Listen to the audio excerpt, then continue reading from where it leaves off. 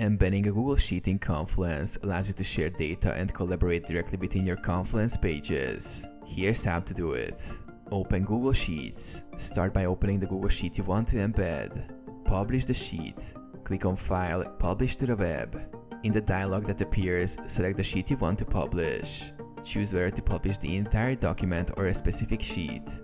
Click Publish and confirm. Get the embed code. After publishing, select the embed option.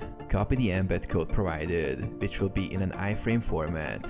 Open Confluence. Navigate to the Confluence page where you want to embed the Google Sheet and click on Edit. Insert the HTML macro. Type /HTML or search for the HTML macro in the macro browser. Drag it into your page.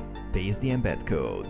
In the HTML macro dialog, paste the embed code you copied from Google Sheets. Save changes. Click Insert, then publish your Confluence page. Your Google Sheet will now be embedded and visible to users with access.